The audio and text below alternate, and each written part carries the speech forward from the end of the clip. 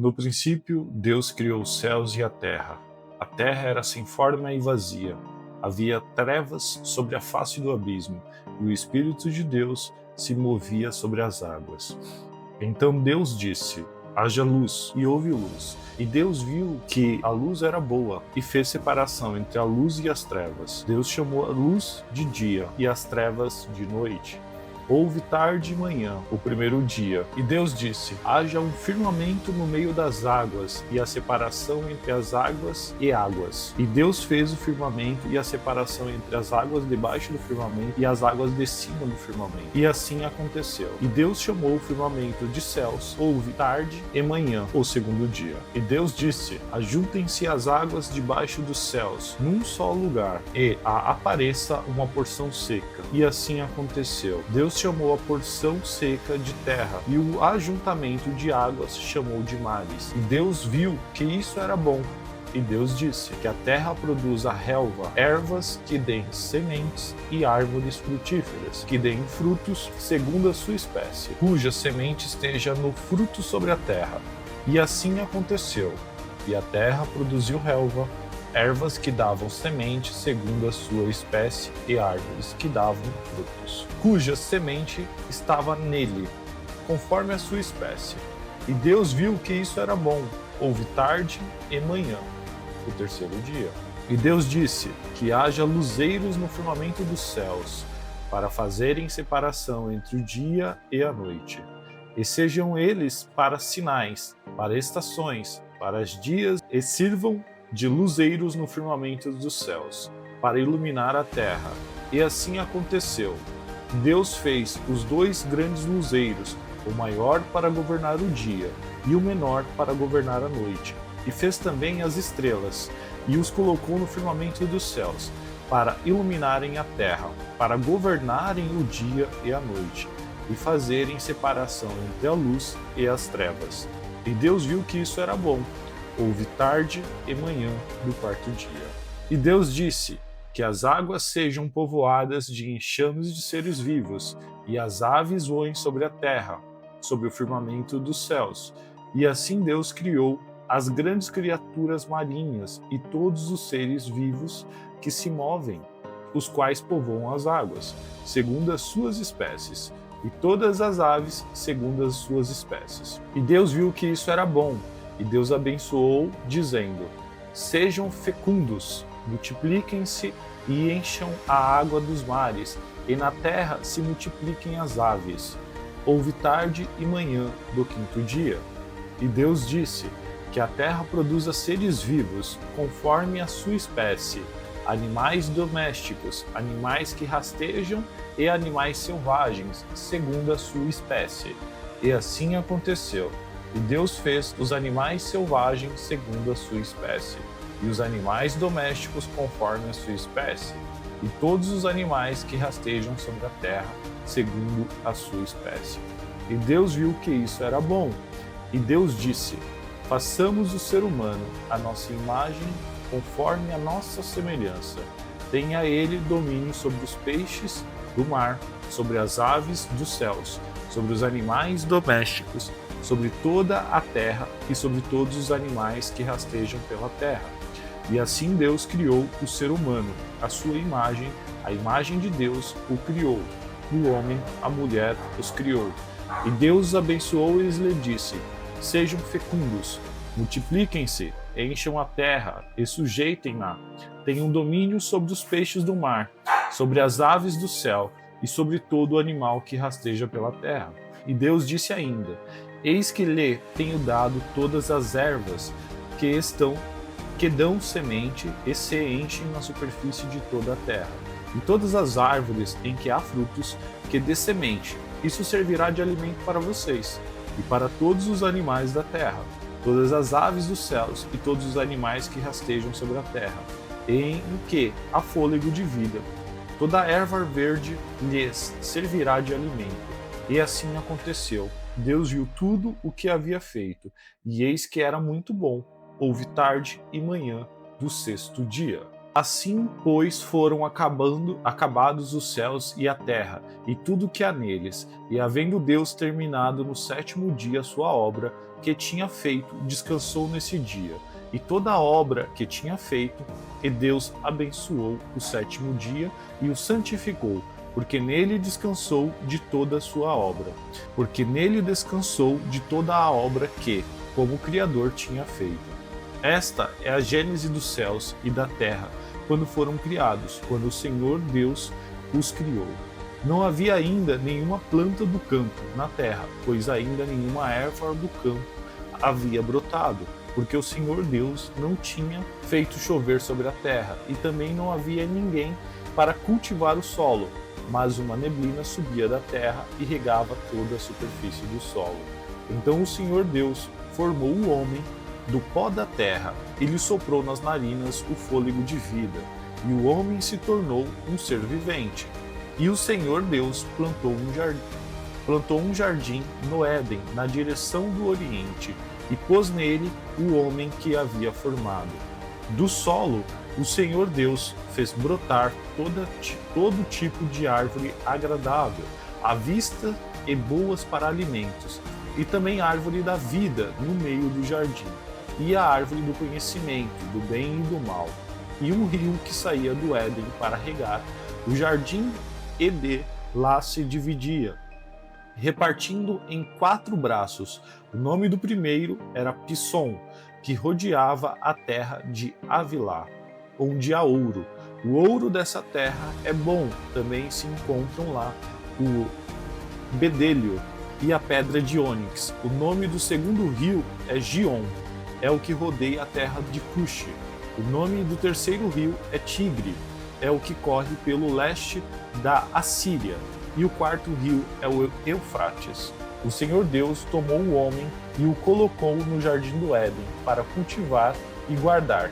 O Senhor Deus ordenou ao homem: de toda a árvore do jardim você pode comer livremente, mas da árvore do conhecimento do bem e do mal você não deve comer, porque no dia em que dela comer, você certamente morrerá. O Senhor Deus disse ainda: não é bom que o homem esteja só. Farei para ele uma auxiliadora que seja semelhante a ele. Havendo, pois, o Senhor Deus formado da terra todos os animais do campo, para que trouxe-os a Adão, para que nomes lhes daria.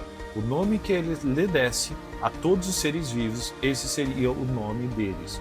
O homem deu nome a todos os animais domésticos.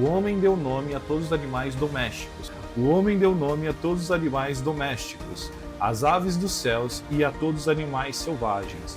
Mas para o homem não se achava uma auxiliadora que fosse semelhante a ele. Então o Senhor Deus fez cair um pesado sono sobre o homem, e este adormeceu.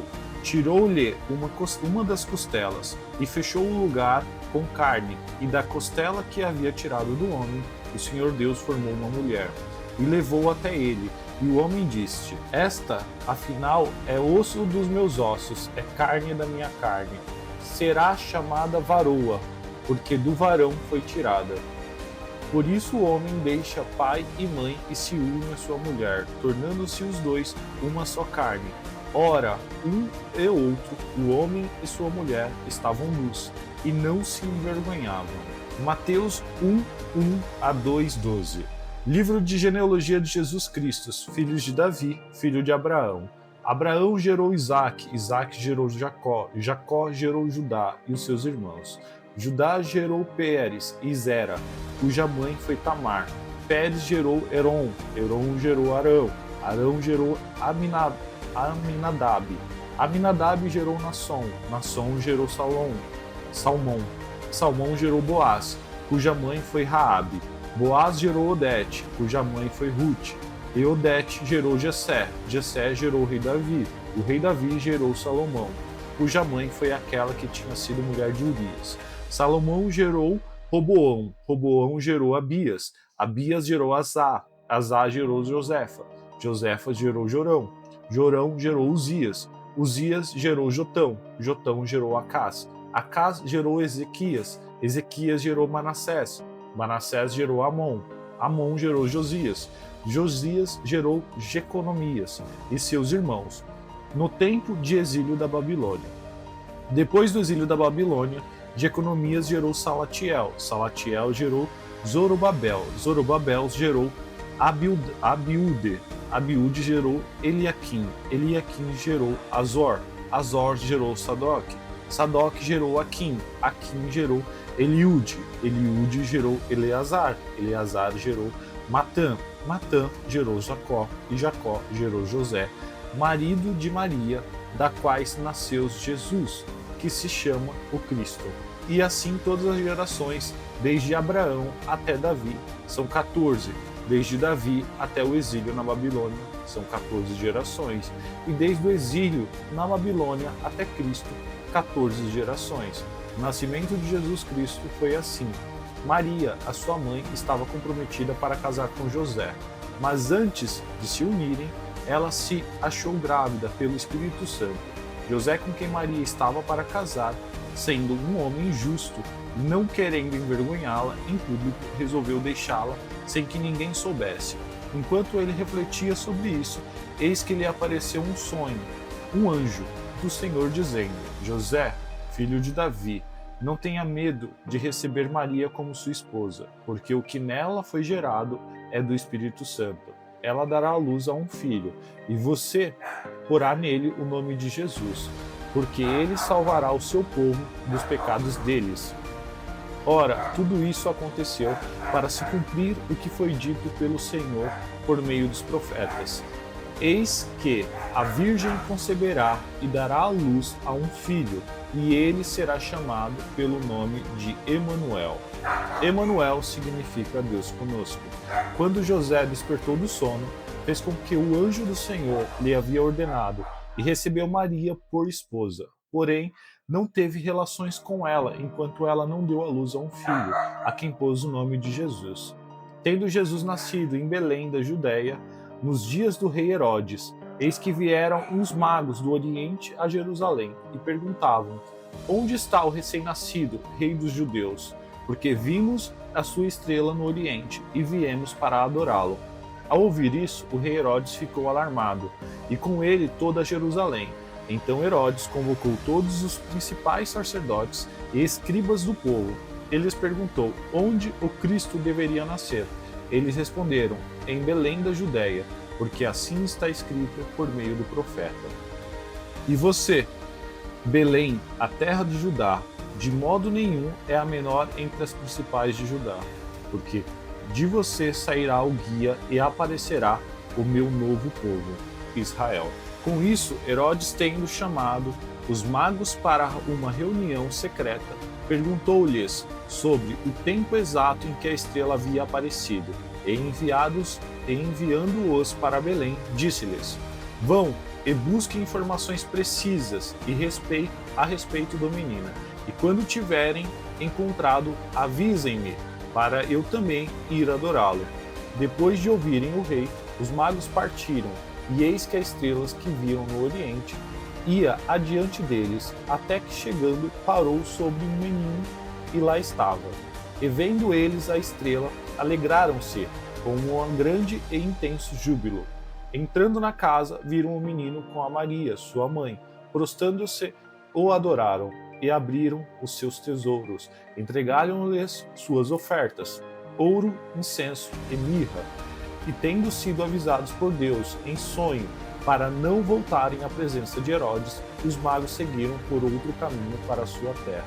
Salmos 1.1 até 6. Bem-aventurados é aquele que não anda no conselho dos ímpios, não se detém no caminho dos pecadores, nem se assenta na roda dos enternecedores. Pelo contrário, seu prazer está na lei do Senhor, e na sua lei medida de dia e de noite. Ele é como árvore plantada junto a uma corrente de águas, que no devido tempo dá o fruto, e cuja a forragem não murcha, e tudo que ele faz será bem-sucedido. Os ímpios não são assim, são, porém, como a palha que o vento dispersa. Por isso os ímpios não prevalecerão no juízo, nem os pecadores na congregação dos justos. Pois o Senhor conhece o caminho dos justos, mas o caminho dos ímpios perecerá. Provérbios 1:6. Provérbios de Salomão.